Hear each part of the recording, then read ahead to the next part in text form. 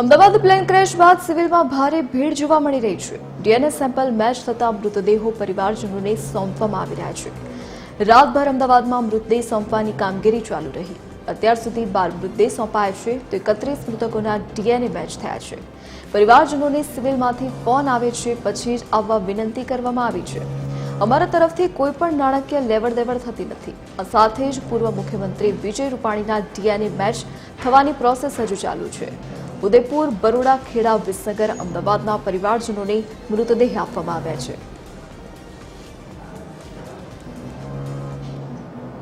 Air ઇન્ડિયાના પ્લેનને ક્ષતિગ્રસ્ત થવાના કારણે અમે જે રિસીવ કરેલા મૃતકો હતા એમાંથી 31 મૃતકોના ડીએનએ મેચિંગ થઈ ગયેલા છે અને એમાંથી 12 મૃતકોના જે રિલેટિવ્સ છે એ એમના સ્વજનના બોડી લઈ અને વિદાય થઈ ચૂક્યા છે। એટલે ગઈકાલની કમ્પેરિઝનમાં જુઓ તો ગઈકાલે સાંજે છેલ્લા 3 હતા, અત્યાર સુધીમાં બીજા 9 લઈ ગયા છે। એમ કંઈ 12 ટોટલ બોડીઝ ડિલિવર કરવામાં આવ્યા છે। આ જે બોડીઝ હતા એ વિવિધ જગ્યાના હતા। એ મુજબ ઉદયપુર, બરોડા, ખેડા, વિસનગર, અમદાવાદ અને બોટાદ આટલા ડિસ્ટ્રિક્ટ્સમાં બોડી રિલીવ કરવામાં આવ્યા છે। સાહેબ, આજના દિવસ દરમિયાન કયા પ્રકારે કાર્યવાહી કરવામાં આવશે? આજના દિવસે કેટલા લોકોને મૃતદેહ આપવા માટેની જે કાર્યવાહી છે તે હાથ ધરવામાં આવશે? જે તમને કહેવામાં આવે કે ડીએનએ મેચ થયા છે, આજનો ટાર્ગેટ એટલો હોય। હવે જેમ રિપોર્ટ આવતા જશે એમ અમારો ટાર્ગેટ બદલાતો જશે અને અત્યાર સુધીમાં જે ટાર્ગેટ છે 31, કારણ કે 31 ડીએનએ મેચ થયેલા છે એ લોકોને કોન્ટેક્ટ કરવામાં આવ્યા છે। એના રિલેટિવ જ્યારે એમની અનુકૂળતા પ્રમાણે આવશે એ પ્રમાણે એમને બોડી હેન્ડઓવર કરવામાં આવશે। તમારે બધા તમામ લોકોને હું આશ્વસ્ત કરવા માંગુ છું કે તમને સિવિલ હોસ્પિટલ અમદાવાદમાંથી ફોન આવે પછી જ તમારી મૂવમેન્ટ ચાલુ થશે। ત્યાં સુધી તમે કોઈ ઉતાવળ કરશો નહીં, દોડાદોડી કરશો નહીં અને કોઈ જગ્યાએ માહિતી શોધવાની કોશિશ ના કરશો। સિવિલ હોસ્પિટલમાં એની સુવ્યવસ્થા કરવામાં આવી છે કે તમને અહીંયાથી ફોન આવે પછી તમારા સગાનો મૃતક દેહ લેવા માટે આવજો। જે તમે વાત કરી એમાં અમુક આજે જે વાત કરવામાં તો પૈસાની પણ માંગ કરવામાં આવશે અથવા તો એવી કંઈક સ્પષ્ટતા કરી દો ને। શેની કોઈ પૈસાની માંગ? આજે જે મૃતકો માટે આપણે જે લાઈન આપણે બનાવી છે હેલ્પ લાઈન, બરાબર, આજના એક સાયબરને લઈને પણ એક માહિતી એવી સામે આવી છે કે કોઈના પણ ફોન રિસીવ ના કરવા અથવા તો આવી ના તમે મારી વાત સમજો। આ ગુજરાત સરકારનું એકમ છે અને ગુજરાત સરકારના એકમમાં કોઈ બી નાણાકીય લેવડ દેવડ કરવામાં આવતી નથી। તમારી પાસે કોઈ બી નાણાં માગવામાં આવશે એ ફ્રોડ હશે, એટલે એને તમે એન્ટરટેન ના કરશો। સિવિલ હોસ્પિટલ અમદાવાદમાંથી તમને જે ફોન આવે એ જ સત્ય છે। એ તમને ફોન નંબર આપવામાં આવશે અને એને હેન્ડ હોલ્ડિંગ કરીને તમને આખી પ્રોસેસમાંથી પાસ કરવામાં મદદરૂપ થશે। કોઈ બી ફી કે કોઈ બી જાતના નાણાંની વસૂલાત આમાં કરવામાં આવતી નથી, એટલે એ આપ પ્લીઝ બી કેરફુલ। મારી પાસે ડીએનએ 31 નો રિપોર્ટ છે કે 31 ડીએનએ મેચ થયેલા છે, એનાથી આગળ મને ખબર નથી। તમે ગઈકાલે બી સાંજે મેં એક્સપ્લેન કર્યું હતું કે અત્યારે અમારી પાસે તમામ બોડીઝ છે, એ બોડીનું જ્યારે મેચ થશે પછી નક્કી થશે કે કયા સાહેબનું બોડી છે। નથી એ મને બી ખબર નથી, પણ હજી છે નહીં। સાહેબનું નામ નથી એમાં, હજી એનો પ્રોસેસ ચાલુ છે। ડીએનએ મેચ નથી થયું એવું નથી કહી શકતા। એ process of DNA matching is going on. આપ એક વસ્તુ સમજો સ્પષ્ટ રીતે કે ધારો કે 100 વ્યક્તિ છે અને 100 મૃતકો છે, એ બેના મેચ કરવાના હોય તો તમારે 10,000 ટેસ્ટ રન કરવા પડે અને દરેક ટેસ્ટના લગભગ 5 થી 10 એકમો હોય છે, એટલે આટલા ટેસ્ટ રન કરો ત્યારે તમે એસ્ટાબ્લિશ કરી શકશો। હવે તમે વિચારી લો કે અમારી પાસે શું પરિસ્થિતિ છે અને કેટલી તમારે મહેનત કરવાની છે કે અથવા કાર્ય કરવાના છે। એકોર્ડિંગલી અમારું કામ ચાલે છે, પણ જ્યારે નક્કી થશે પછી જ અમે કહી શકશું કે કોણનું બોડી કયું છે। અને that will be the last stage after the DNA matching is done. સાહેબ, અત્યાર સુધીમાં કુલ કેટલા મૃતદેહ પરત આપવામાં આવ્યા? 12 ડીએનએ સિવાય જે ટોટલ આંકડો કહી શકાય? ના, મારી પાસે આ ડેટા છે અત્યારે કે 12 મૃતકો જેનું ડીએનએ મેચ થયેલું છે એના સબમિટ કરી અને રિલીવ કરવામાં આવ્યા છે।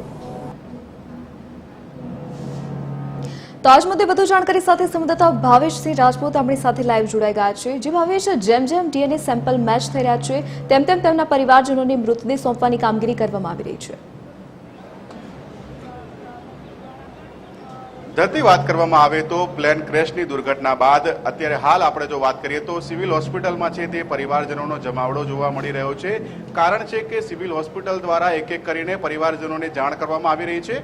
અત્યાર સુધીમાં આપણે વાત કરીએ તો 31 જેટલા મૃતદેહના ડીએનએ મેચ થઈ ચૂક્યા છે, જેમાંથી 12થી વધુ મૃતદેહ પરિવારજનોને સોંપી દેવામાં આવ્યા છે. અને જે રીતે પરિવારજનો આવી રહ્યા છે તે જોતા એક ગમગીન ભર્યો માહોલ છે તે સિવિલ હોસ્પિટલ પરિસરમાં જોવા મળી રહ્યો છે. આપણે અત્યારે જે લાઈવ દ્રશ્યો જોઈ રહ્યા છે તે કે સિવિલ હોસ્પિટલના પીએમ રૂમ બહારના છે કે જ્યાં એક તરફ એમ્બ્યુલન્સ ઊભી છે કે જેમાં થોડી જ વારમાં અન્ય એક મૃતદેહને મૂકવામાં આવશે અને તેને ખાસ કરીને પોલીસના પાયલોટિંગ સાથે તેમના ઘરે પહોંચાડવામાં આવશે. પરિવારજનોનો આક્રંદ જોવા મળી રહ્યો છે.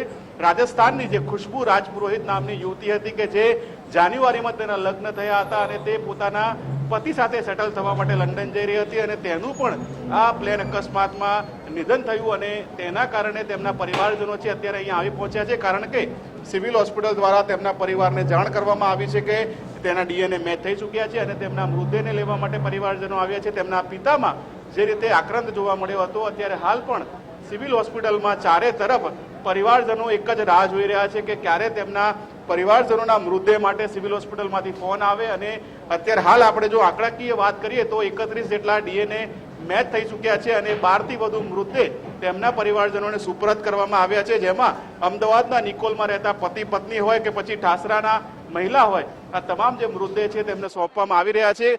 સૌથી મહત્વની વાત એ છે કે પૂર્વ મુખ્યમંત્રી વિજયભાઈ રૂપાણીના મૃતદેહના ડીએનએને લઈને હજી પણ કોઈ સ્પષ્ટ માહિતી સામે નથી આવી અને હજુ પણ ડીએનએ જેમ જેમ રિપોર્ટ મેચ થયા છે અને તેમ તેમ માહિતી આપવામાં આવશે. અને આ જ જે દ્રશ્યો છે તે દ્રશ્યો હજુ પણ સિવિલ હોસ્પિટલમાં 2 થી 3 દિવસ જોવા મળી શકે છે, કારણ કે જે મૃતદેહ છે તેનો આંકડો ખૂબ જ મોટો છે અને ડીએનએ ના રિપોર્ટ આવતા પણ સમય લાગી રહ્યો છે. જી ભાવેશ, વિગત સાથે જોડાવા બદલ આપનો આભાર.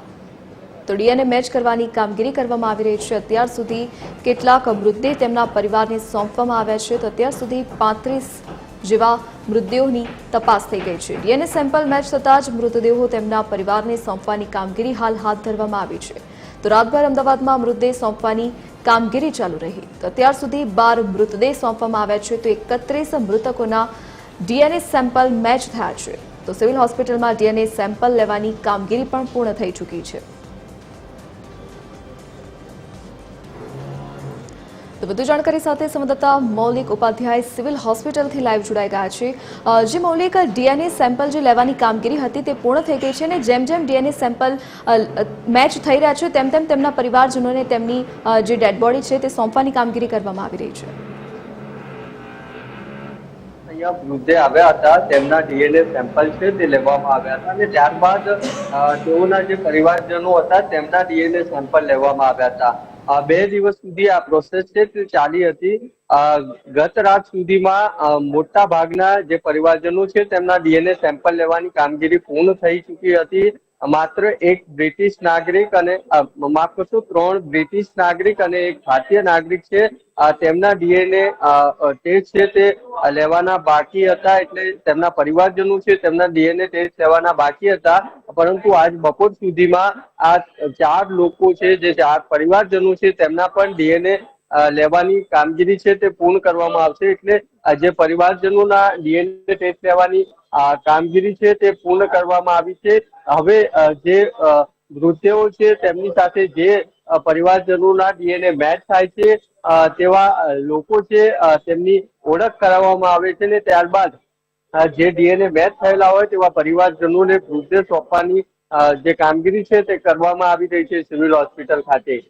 અધિકારી સાથે વાત થઈ ત્યારે તેમણે કહ્યું કે આજે આ પ્રક્રિયા છે તે ઝડપથી થાય તેવી પણ શક્યતા છે, કારણ કે મેં કહ્યું તેમ પરિવારજનોના ડીએનએ સેમ્પલ લેવાની કામગીરી પૂર્ણ થઈ ચૂકી છે. બીજી બાજુ જે મૃતદેહ હતા તેમના પણ ડીએનએ સેમ્પલ છે તે લેવામાં આવ્યા છે. એટલે આજે ઝડપથી આ કામગીરી થશે અને તેના જ ભાગરૂપે આજે લગભગ 30 થી 40 જેટલા ડીએનએ સેમ્પલ છે તે મેચ થાય અને તેના રિપોર્ટ આવે તેવી પણ શક્યતા છે.